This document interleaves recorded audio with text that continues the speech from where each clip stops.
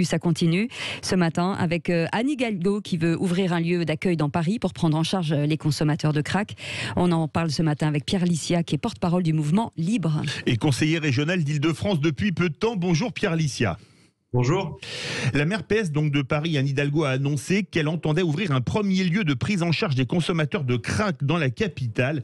Comment réagissez-vous à l'annonce de la maire de Paris d'ouvrir ce lieu ?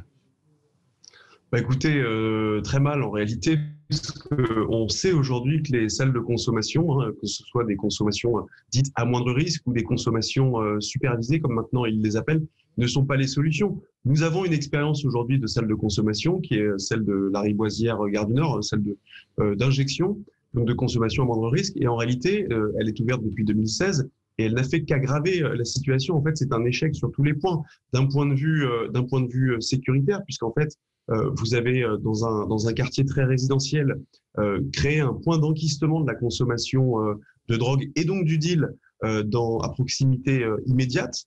Donc des nuisances évidemment pour les riverains, des dégradations, de l'insécurité, des agressions, des occupations d'immeubles, des injections en pleine rue, évidemment des nuisances en tout genre. Donc c'est devenu la vie des riverains de cette salle de shoot est devenue littéralement un enfer.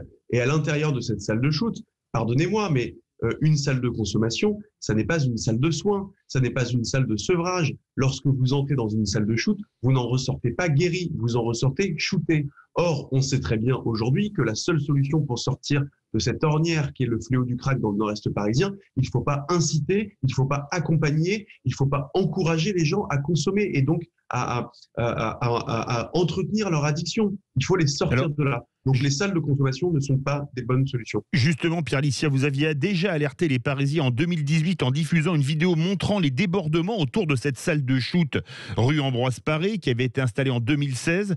Est-ce que selon vous, c'est encore d'actualité ? C'est complètement d'actualité, malheureusement.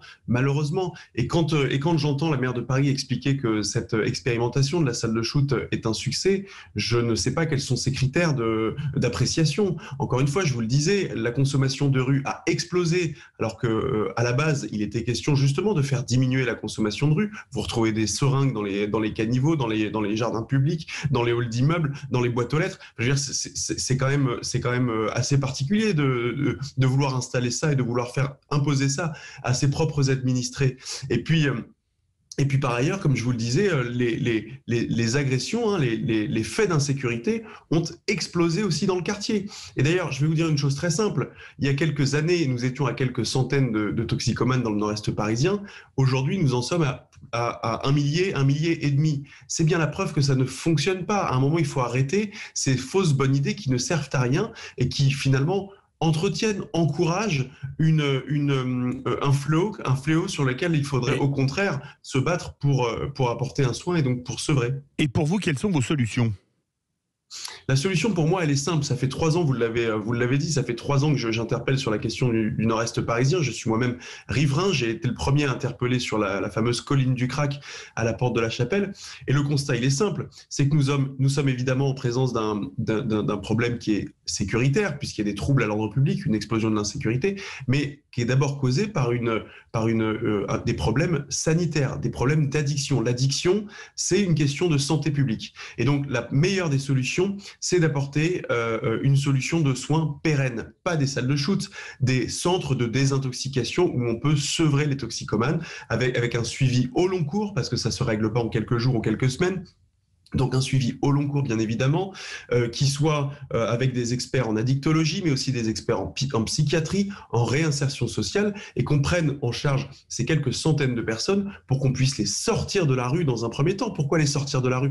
Parce qu'elles sont un danger pour elles-mêmes et elles sont un danger pour autrui. Donc à un moment, la société, elle est en droit de dire, à partir du moment où des individus sont en danger pour eux-mêmes et mettent en danger autrui, il faut que la société prennent les dispositions pour s'en protéger. Et donc, c'est pas l'incarcération en prison, c'est le placement en centre de soins. Donc oui, il faut soigner les toxicomanes, il faut arrêter de les déplacer comme le fait le ministère de l'Intérieur depuis des années, et il faut arrêter d'ouvrir des salles de consommation à moindre risque qui, avec nos impôts, ne vont faire qu'exploser l'insécurité et surtout ne vont pas sortir les toxicomanes de leur addiction et de leur maladie. Pierre Licia, avez-vous pu échanger avec Anne Hidalgo à ce sujet, et si oui, que vous a-t-elle répondu ?